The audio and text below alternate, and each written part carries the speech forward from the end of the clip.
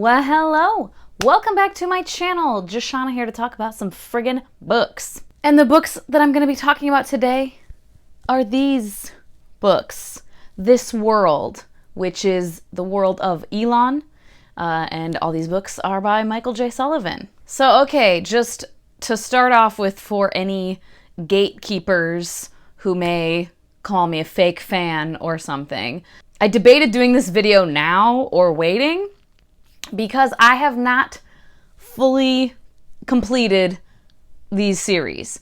I have read the Legends of the First Empire series, these 6 books over here, and I've read the first 2 books of the Riyria Revelations. I'm about to start the 3rd one, and then I'll be reading the Riyria Chronicles, and then I'll be going to Nolan. So, I have not read all of them, but I've read like 50%.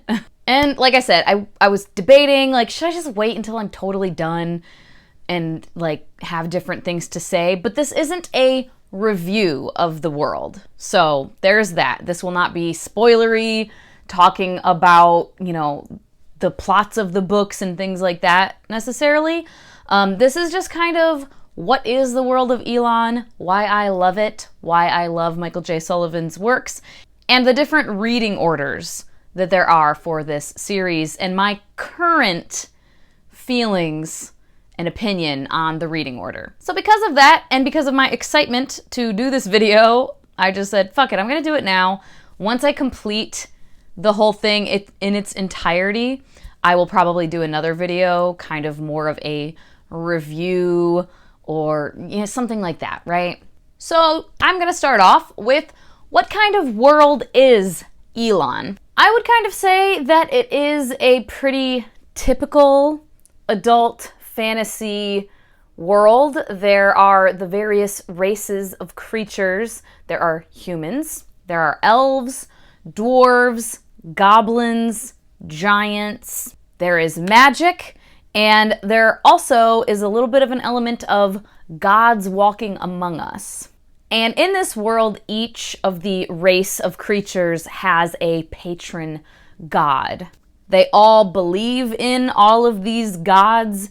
They're all kind of a part of their belief system, their larger culture, but each race kind of has a specific god that they pray to or that they believe looks out for them and that they are the children of. So the Riyria books are definitely more of a typical like medieval-esque type of fantasy world, of feudal system, you know, there's the different kingdoms with things like dukes or duchesses or barons and that type of thing, and then a king in each kingdom, and farmers and, you know, taverns and whatever, right? The Legends of the First Empire series is more of an earlier kind of Stone Age, dawn of civilization time period. In the Legends books, we are seeing a lot of inventions. We are seeing humans discovering the wheel, or pockets, or the bow and arrow, and things like that, which I found to be a really fun element of that series. So, publication order versus timeline order. I do have people ask me this a lot. Having read some of these books, I get people asking me, what order should I read them in? So the publication order of this world, first was the Theft of Swords. Well, these books are all technically 2 books in one, put in a bind up, but whatever. Theft of Swords, and this is book 1 of the Riyria Revelations. This was the first publication order. Next up is Riyria Chronicles, starting with book 1, The Crown Tower.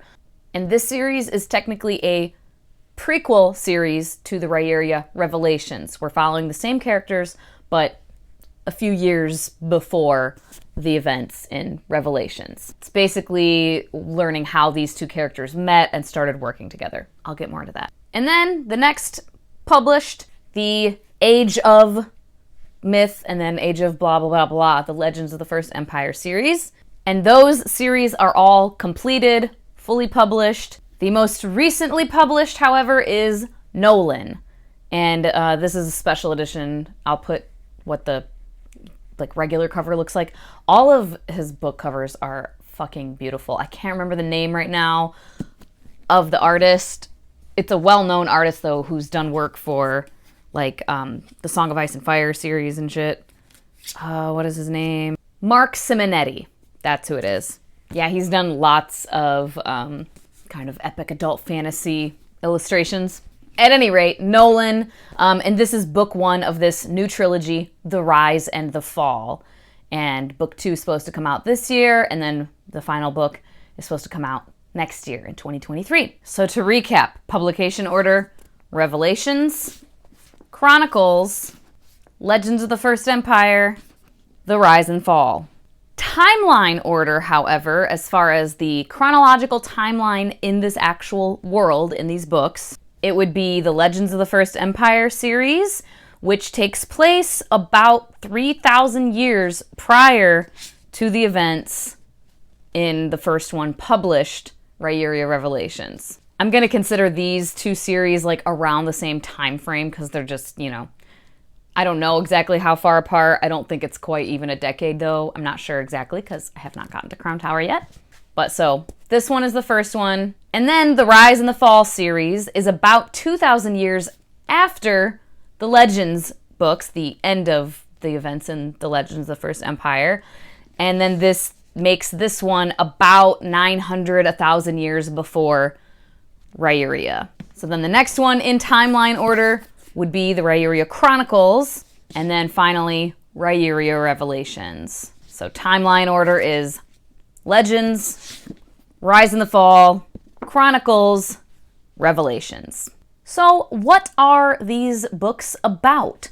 What is going on in this world? The Riyria books are following Royce and Hadrian, who are thieves for hire. They have become kind of begrudging friends, and they are pretty well renowned for what they do and being really good at what they do. In the beginning of Theft of Swords, we are following them as they get hired to steal a sword, and they end up enmeshed in a plot to kill a king, and things go from there. There's lots of adventure and hijinks, and as Alan would say, swashbuckling adventures and activities going on in this. Also, there ends up being quite a bit of kind of political machinations, different kingdoms wanting different things, and spying on each other and conspiring against each other, and people vying for power and so on, that obviously our characters get pulled into because of the whole, you know, enmeshed in a plot to kill a king thing.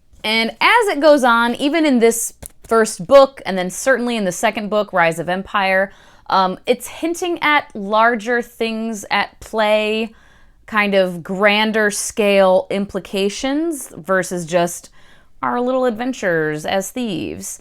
It's kind of bigger things are going on here and are being hinted at. We do largely follow Royce and Hadrian, obviously, but there ends up being a couple of other characters who play pretty major roles and get their own chapters as well, but it's all centered around Royce and Hadrian and what is going on with them. Like, they are always tied in to what's going on, even with these other characters. And from what I understand, the Riyria Chronicles series, because again, it's following Royce and Hadrian as they first meet, it sounds like it is similar as far as what's going on and the tone and the vibe, the energy of it. The Legends of the First Empire series is a bit more epic and more of just an epic fantasy. Like I said, it's kind of following the dawn of human civilization and inventions and things, and it's obviously following the development of the First Empire.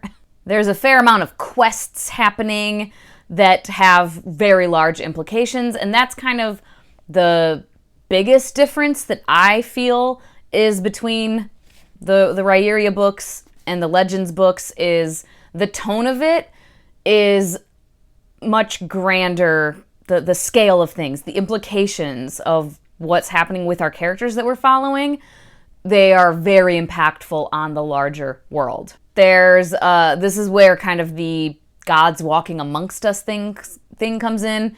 Without giving any spoilers, I will just say that There are parts of the series where some of our characters get to speak with gods.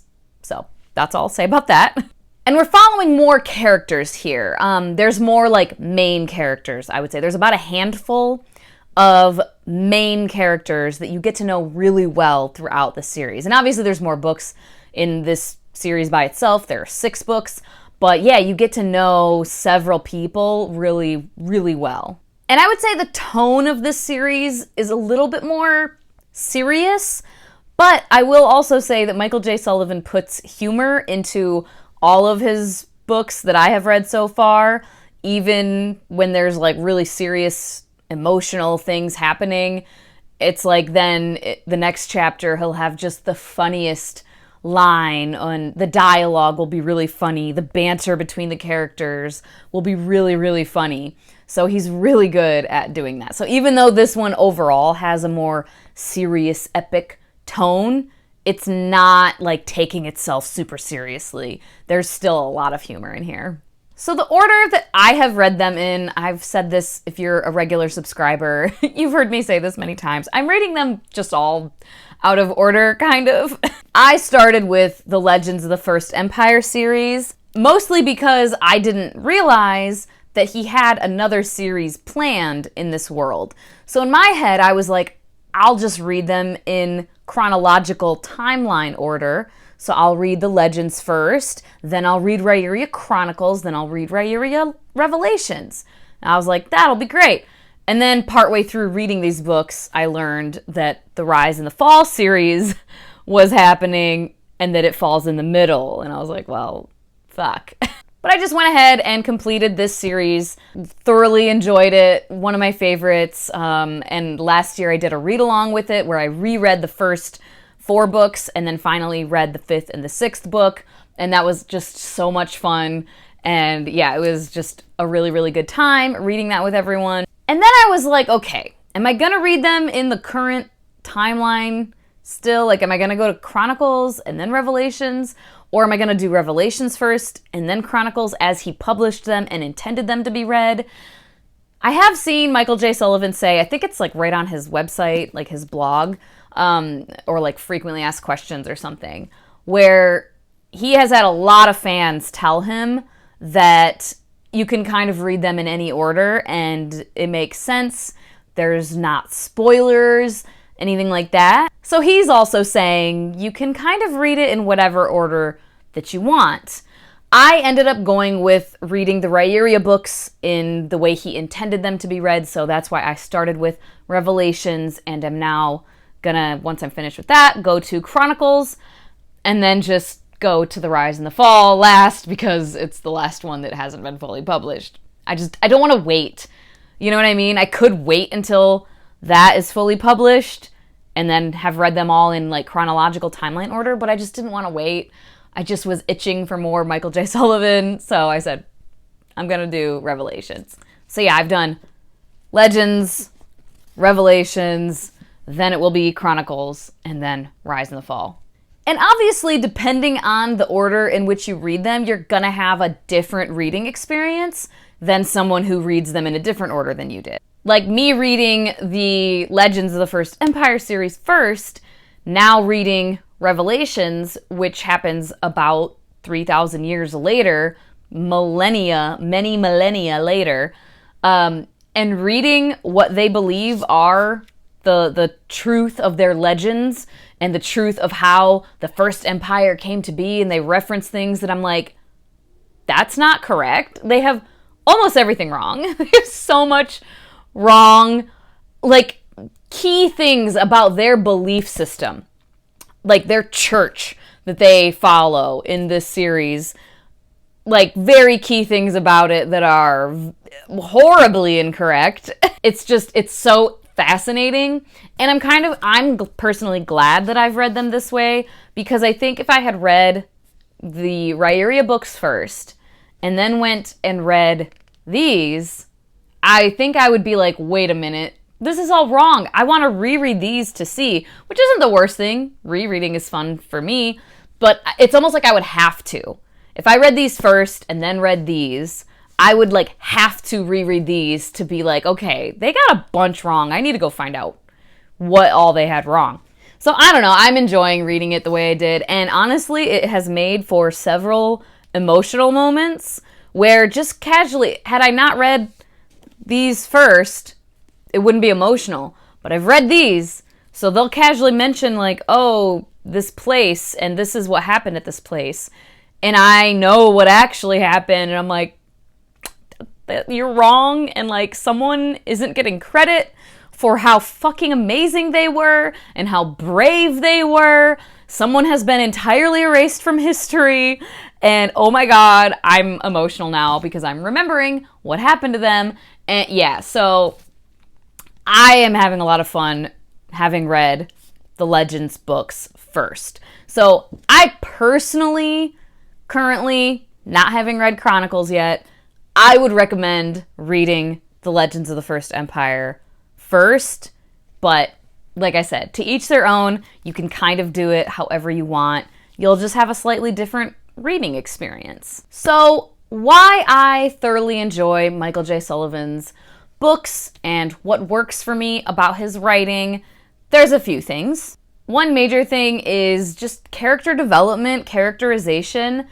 His characters just really come off the page for me. I mean, within like the first 2 pages, I was like, I love Royce and Hadrian immediately. And same thing here, almost immediately upon meeting a certain character. It's not spoilery. Persephone. Upon meeting Persephone, I was just like, yeah, I love her. I really, really admire her and love her. And Suri as well. And I mean, many characters in this series. They're my children. I love them. They just are all their own distinct character and have their own distinct voice. And like, he just does dialogue really well. And particularly with Michael J. Sullivan, because okay, let's be honest, a fair amount of kind of standard, this type of world, it's like the standard fantasy, adult fantasy world written by straight white guys, can sometimes not have the best female characters, right? It's sometimes just not the best character development in general, but as a woman reading these types of books, I do notice that sometimes, and it doesn't mean I hate the series. Sometimes there's series that I really like, but I'm like, yeah, the women aren't written like all that well, but it's fine. It's still fun. I like it, whatever. Michael J. Sullivan, though, I think excels at writing female characters as a man, from a man's perspective, right? And I think a fair amount of that might be, I think his own skill, of course, and he seems like a pretty empathetic, well-rounded human that just is like, yeah, I know women and I talk to women, and so this is how I write women. But also his wife, Robin, is pretty involved with kind of his writing process and the editing. Like, she's always the first person. In all of these books, there's always like a Robin's note as well, like not just his like afterword or author's note. There's always like a note from Robin as well, and she seems pretty involved with helping him flesh things out a bit, just like the first eyes on his books.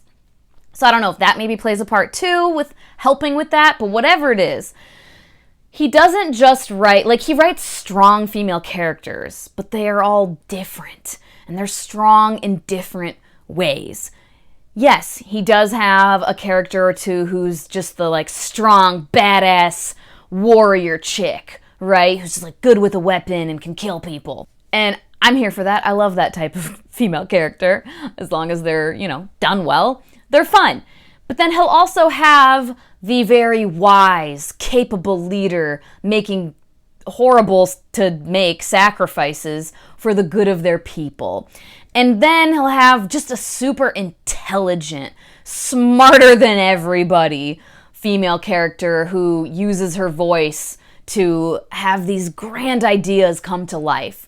And then he'll have the very soft, gentle, soft-spoken female character who just has so much willpower, strength of will, and determination and resilience. And they're all just together being their own people, being their own voices and characters, and it's just lovely to see, you know? And the next thing that I personally feel Michael J. Sullivan is really great at is the emotional pull. His writing isn't flowery, overly descriptive, blah blah blah, whatever, but he can write an emotional, sad scene so well. And then he'll do this thing where in the next chapter, or a couple chapters later, or a couple books later, you'll have a character just have this one line. Either they'll say the line or they'll be thinking the whatever it is. There's just like a sentence or two maybe that refer back to that sad thing in just the most heart-wrenching way where you're just like, oh my God. Oh, it's like a freaking dart straight into my soul.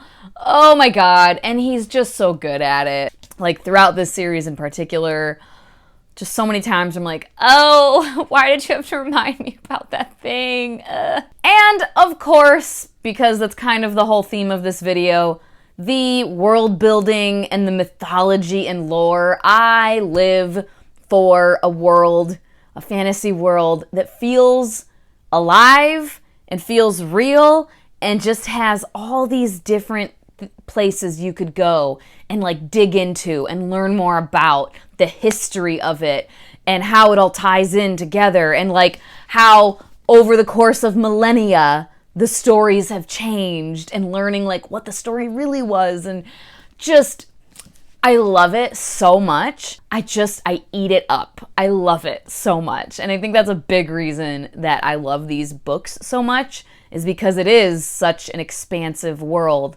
And throughout the different series, we're covering thousands and thousands of years. It's just so interesting to me, and I just get so excited about it. And I mean, I have, where is it? It's back here somewhere. I can't reach it. But my notes, like while I was rereading these and then reading the final two books, I just had all these notes of like, okay, and they tie into that, and they tie into that. Theories, you know, who's gonna be that person, and like, oh, what are they gonna do? What foreshadowing did we have for that? And it's just, I love it so much. All right, there we go. That is all for this video. As I said, I probably will do another video about this world and about these series once I have completed them, just kind of recommending and reviewing all of it in its entirety. But I wanted to do this one now just because, I don't know, I'm reading through Revelations and just having so much fun with it, and I just kind of wanted to talk about these books and this world.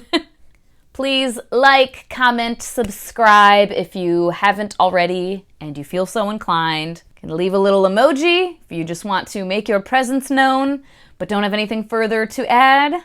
As always, thank you so much for your time. Hope you all have a wonderful day, and I will talk to you later. Bye-bye.